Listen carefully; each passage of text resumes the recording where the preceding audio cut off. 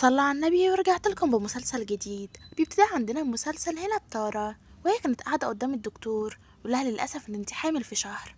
طبعا طارة هنا كانت مصدومة جدا، لأن كانت عارفة كويس قوي إن أهلها أصلا مش هيقبلوا بكارثة زي دي، برغم إن هما أصلا السبب فيها، والدكتور كان بيقول لها هتعملي إيه، لكن هنا بطلتنا ما كانتش عارفة تعمل إيه. بتقرر هنا إن هي تروح المصنع اللي كانت شغالة فيه، وشافت جون هنا نازل، وطبعا هي كانت قلقانة جدا منه، لأن طبعا كانت عارفة إن أهلها كانوا بايعينها ليه، لكن طبعا علشان تكون مجرد وقت لطيف، ما تكونش طبعا مراته. في الوقت ده هي كانت واقفة قصاد الكل، وكانت واقفة معاهم كمان، وطبعا أول ما شافوها بدأ إن هما يزقوها على الرئيس.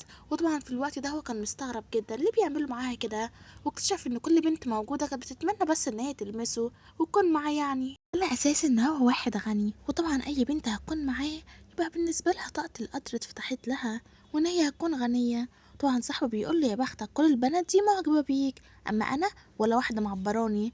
ونرجع تاني لبطلتنا لما كانت في البيت، ولقت ان مامتها بتصورها، فكانت بتقول لها وانتي بتعملي ايه، فبتقول لها في حد جديد عايزك، فبتقول لها وانتي ليه بتعامليني على اساس ان انا سلعه كده، فبتقول لها اه طب ما انتي كده فعلا، هو انتي فاكره نفسك حاجه يعني، حتى ما فيش اي حد عايزك، كلهم بيقول عليكي ان انتي صغيره وشكلك وحش جدا، وحتى بحاول اقنع الناس بيكي. فبتقول لها وانتي ازاي معقوله فعلا تكوني كده، فبتقول لها خلاصي بقى، وان انتي موجوده هنا معايا الصراحه عالة عليا، وانا الصراحه كده يعني قررت خلاص ان انا اتجوز. فانا تقول لها ازاي يعني، فتقول لها يلا امشي من هنا.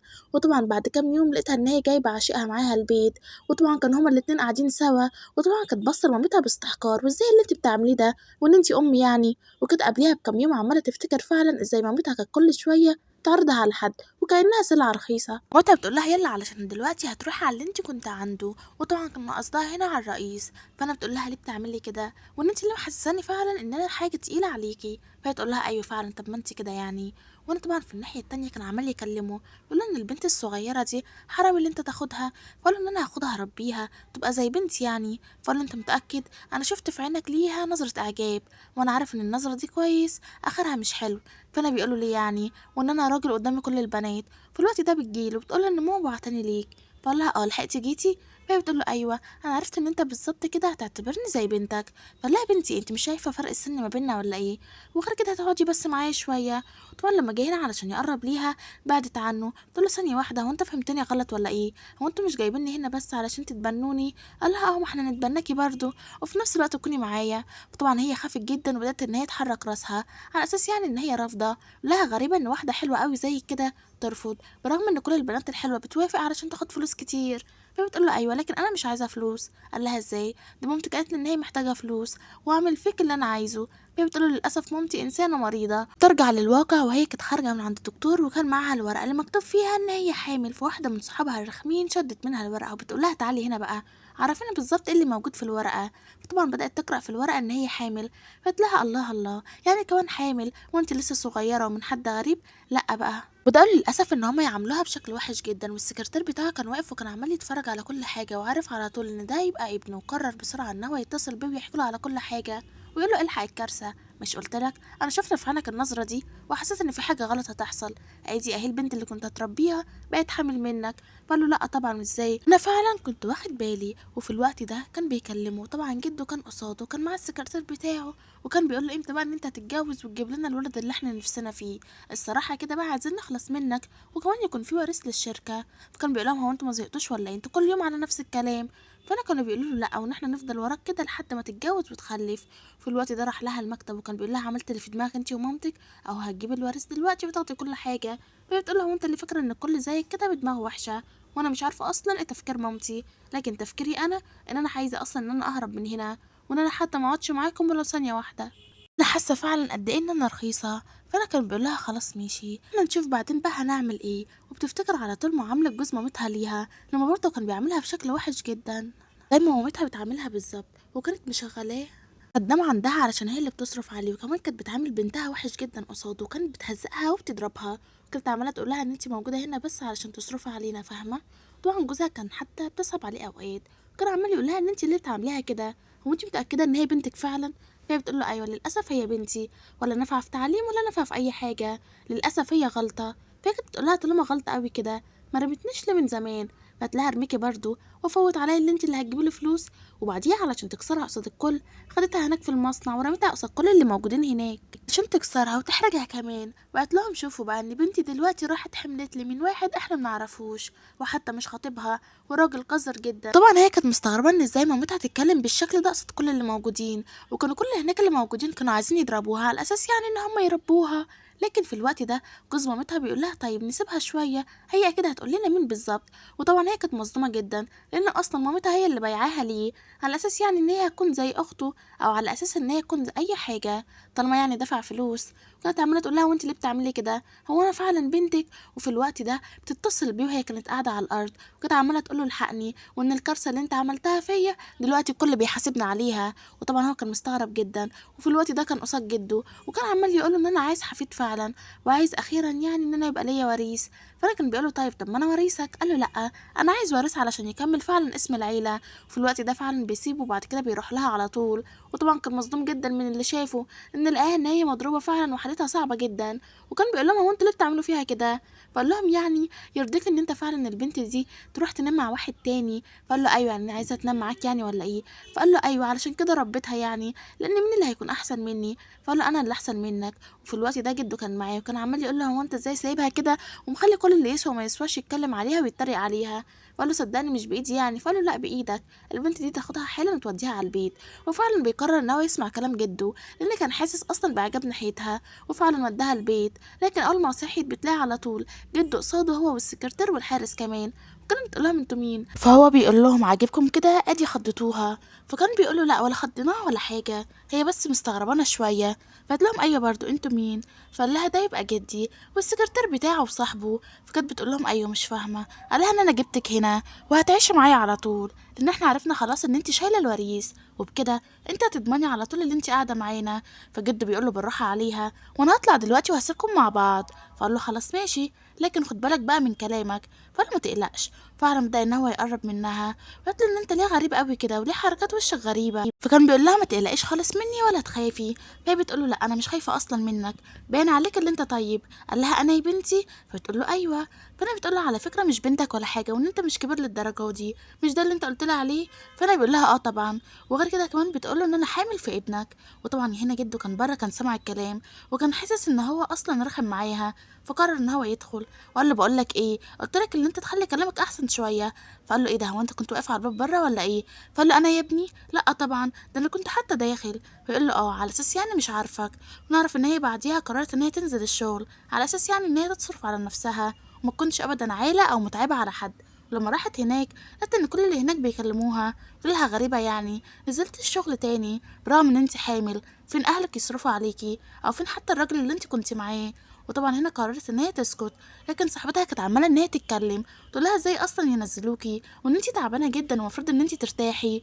وطبعا في الوقت ده نعرف ان هي كانت جايه علشان اصلا تهزق الكل. طبعا هو كان جايبها علشان تاخد حقها وبدات ان هي فعلا تضرب اي حد اذاها. ولما جت علشان تضرب الراجل ده قال لها لا استني هنا وانا اللي هضربه لان الضربه بتاعتك هتكون خفيفه قوي على وشه، اما ضربتي انا هتفرق جدا معاه. فكان بيقول له ليه وان انا عملت ايه؟ فقال له انا سمعت كده اللي انت ضربتها ومش بس كده كنت بتخلي الناس تتنمر عليها وتضايقها. فانا كان بيقول لها ما تقلقيش ونادى على الحارس بتاعه وقال له بقول لك ايه انا مش عايز في حته سليمه. وخدها وطلع بره وقال لها ان انت ليه اصلا نزلت الشغل وليه قلت لهم ان انت حابه تكملي. فهي بتقول له ايوه وانا مش هحب حد ان هو يصرف عليا. فقال لها اه فوقي بقى من جو السترونج وومن ده وانسي اصلا خالص ان انت تشتغلي لان دلوقتي تعبانه جدا. فهي بتقول له لا وان انا مستحيل ان انا اخلي حد يصرف عليا علشان بعد كده ما يجيش يذلني. فقال لها فوقي انت شايله ابني ازاي هذلك اصلا؟ فانا بيقول لها يلا اركبي العربيه.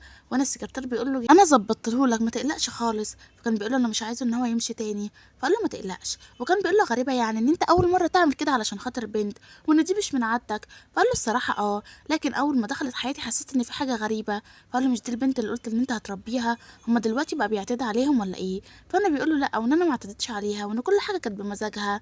في الوقت ده كان بيروح يشوف علامات في جسمها لانها فعلا كانت مضروبه جامد منهم، وطبعا العلامات كانت صعبه جدا.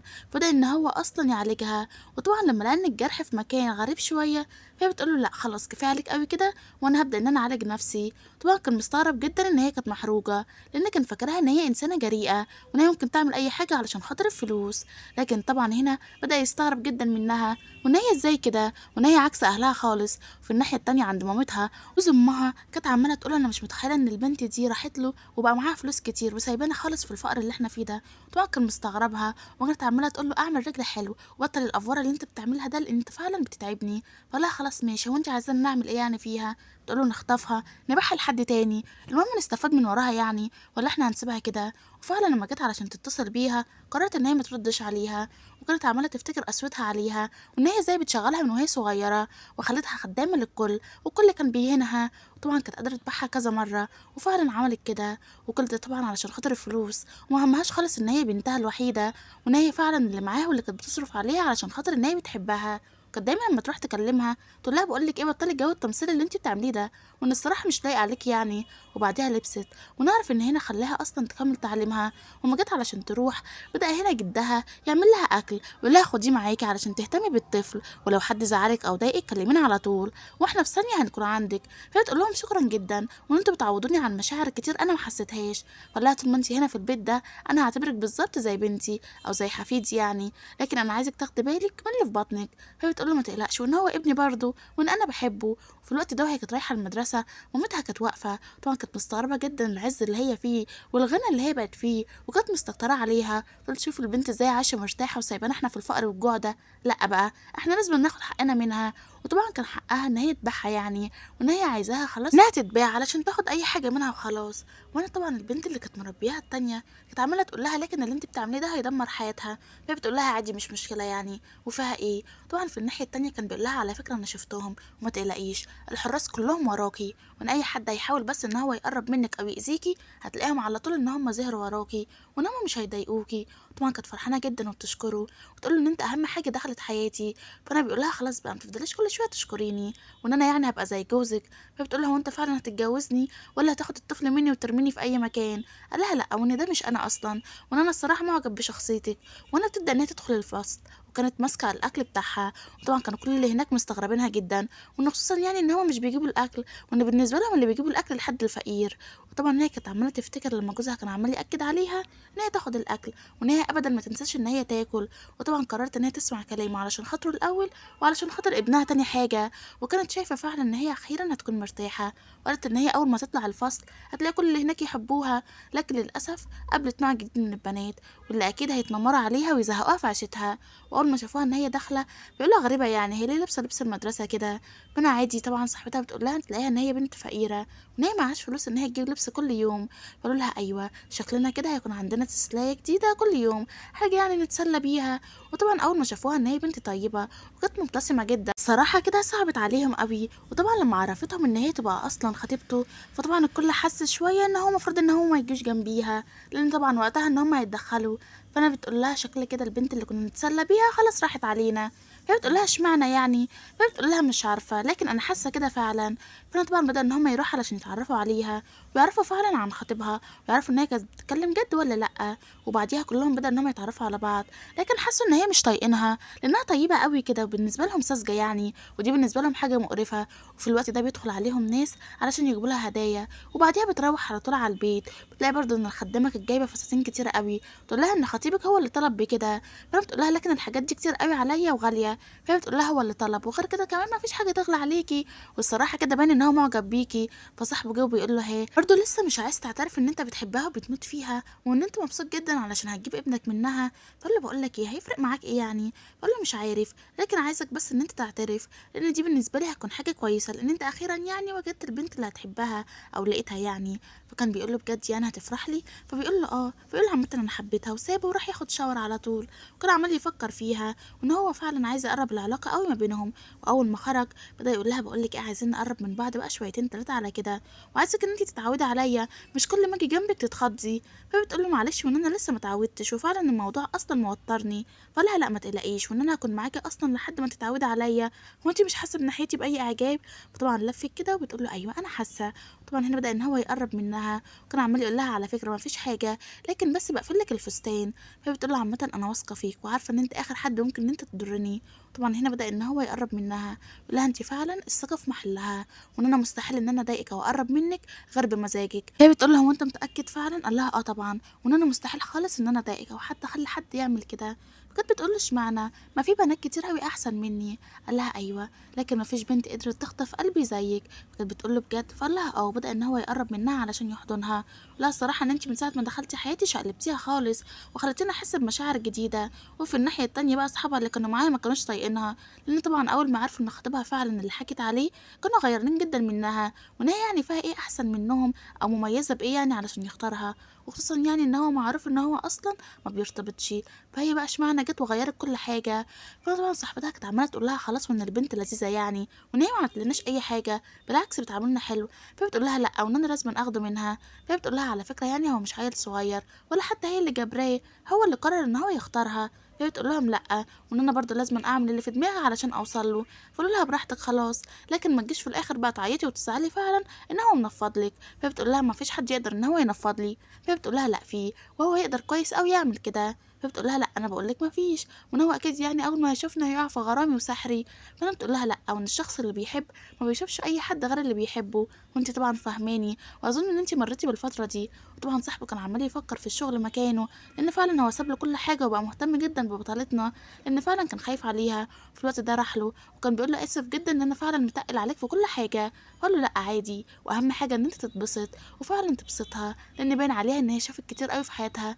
فقال له ايوه فعلا. في الوقت ده بتحصل حفله، وتبقى لابسه فستان حلو قوي. طبعا بيستغرب جدا منها ان هي حلوه قوي كده، لكن فعلا كانت محتاجه شويه اهتمام. وطبعا هي كانت محرجه جدا منه، لان الحفله اللي هي رايحاها دي حفله الناس الاغنياء، وطبعا هي عمرها ما راحتها. وطبعا لما راحت هناك لقت ان الكل بيعملها حلوه قوي. طبعا هي كانت مستغربه جدا انها للاسف كانت اي ما تروح اي مكان غالي كان الكل بيقعد يتنمر عليها ويقول ان شكلها وحش جدا. وطبعا نعرف ان البطل هو اللي موصي كده، وقال ان اي حد هيضايقها فعلا هيتعاقب عقاب شديد. وتاني يوم لما راحت المدرسه لقت ان الكل فعلا بيعملها بشكل حلو جدا. وطبعا هي كانت مستغربه جدا من امتى ده اللي بيحصل، وخصوصا يعني ان هم بدأ ان هم يتنمروا عليها شويه. فهنا المدرسه بتاعتها قالت لها ما تقلقيش، وان هو فعلا موصي عليكي ان اي حد يجي جنبك حسابه يبقى عسير. فبتقول لها للدرجه دي؟ فبتقول لها ايوه اكتر كمان، وغير كده باين عليه ان هو بيحبك قوي. في الوقت ده بتسمع في صوت بره، وصوت زعيق وعياط، وطبعا عرفت على طول ان الصوت ده صوت مامتها. وكانت بتقول لها يبقى انت رحتي اتخطبتي لواحد غني وسبتينا احنا هنا مرميين في الفقر؟ لا بقى. وطبعا كانوا عايزين يطلعوا صورتها وحشه وخلاص، لان هم ما عرفوش يطولوا اي حاجه من ناحيتها. طبعا بطلتنا كانت واقفه فعلا عايزه تعيط، ليه كل ده؟ وان هي عملت لهم ايه؟ ده حتى سابتهم خالص بعد ما هم اصلا اللي باعوها وخدوا الفلوس. وانا كنت عماله تقول لها خلي عندك دم وادينا فلوس. طبعا كانت عماله تحرجها قدام صحابها، وخلت شكلها وحش جدا. وهي فعلا كانت عايزه تعيط من الاحراج، لان هي ما عملتلهمش اي حاجه، بالعكس كانت دايما معاهم كويسه. لكن هم اللي كانوا عايزين يبيعوها وكانوا شايفينها سلعه رخيصه اي حد يقدر ان هو يشتريها. وكانت عماله تقول لهم هو انتوا متاكدين فعلا ان انتوا اهلي؟ وانتوا ليه بتعملوا معايا كده؟ انا فعلا بحبكم. فانا بقول لها بقول لك ايه، ادينا فلوس وهنمشي، ولا بتحبينا ولا بنحبك؟ بتقول لهم ان انا معاش فلوس. بقول لها ايوه بقى هتستعبطي بقى وتبداي كده؟ عامه بقى احنا مش ماشيين من هنا غير لما تدينا فلوس. بتقول لهم هو انتوا ازاي كده فعلا؟ هو انتوا مش بتحبوني صح؟ فتلاقي حب ايه، احنا جايين هنا دلوقتي علشان حاجه ومش هنمشي الا بيها، لا اما بقى نمشي بيكي انتي. بتقول لهم ابعدوا عني، وان انتوا فعلا لو خدتوني من هنا هو اصلا مش هيسيبكم. وطبعا هنا مامتها بتقع على الارض، بتقول له شوفوا قله الذوق كمان، هي بتوقعني على الارض، وكل ده علشان خاطر ايه؟ هي ازاي كده فعلا؟ وطبعا كانت مستغربه جدا من مامتها، ازاي حد يكون بالقسوه دي فعلا. وطبعا هنا البنات اللي كانوا مش طايقينها كانوا عمالين يصوروها على اساس يعني ان هما يقولوا عنها ان هي بنت مش كويسه، وان هي بتكره مامتها. وطبعا على طول الكل ما صدق فعلا ان هو يشيروا كده على جروب المدرسه على اساس يعني ان هما يفضحوها، وبرغم ان هما خالص ما خدوش ان هي فعلا انسانه مظلومه، وان هي ما عملتلهمش اي حاجه. لكن طبعا هنا علشان مش بيطيقوها قرروا ان هما يعملوا كده. وطبعا هنا جوز امها كان عمال يقول لها احسن، وان انت كده اديكي اتفضحتي. وفي الوقت ده بيظهر على طول خطيبها، هنا بيقول لهم اه، وانتوا فاكرين فعلا ان انتوا ممكن تاخدوها او حتى ممكن تقربوا منها؟ اه شكلكم فعلا بقى مش عارفيني. فانا كان بيقولوا ان احنا اصلا اهلها ولنا حق عليها. قال حق ايه؟ ان انت تصرف عليكم وانت قاعد في البيت، تصرف عليكم وانت قاعد تاكل من فلوسها. فكان بيقولوا فيها ايه يعني؟ وان انا راجل كبير في السن.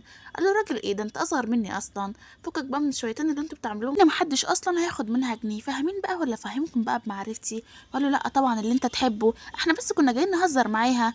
فقال او شكل الهزار كده مش عاجبها لدرجة يعني ان هو ضايقها. فانا بيقولوا لا طبعا وان احنا كنا بنهزر معاها صح يا حبيبتي. فكانت بتقوله لا وان انتوا ما كنتوش بتهزروا وفعلا كنتوا بتعاملوني بشكل وحش جدا وكسرت قلبي. فكان بيقول شفت كسرت قلبها وفعلا ضايقتوها، وانا بقى ما بحبش حد يضايقها ولا يزعلها. فاهمين؟ فقالوا له ايوه ايه قصدك. وطبعا خدهم على طول كلهم علشان يودوهم الشرطه ويعمل فيهم بلاغ بعدم التعرض ليها. وخدها على طول وركبها العربيه. طبعا كان باصص لها وكان فعلا حاسس كده ان هي بتحبه زي ما هو كمان بيحبها. وطبعا كان حاسس برضه ان هو لازم يكون معاها الفتره الجايه وما يسيبهاش ابدا لوحدها، لان فعلا ممكن اي حد يحاول ان هو يضايقها. طبعا كان قاعد جنبيها وكان عمال يقول لها ما تقلقيش وان انا هروحك حالا. وصدقني بقى وقتها محدش هيقدر يعمل لك اي حاجه. وفعلا خدها وروح البيت.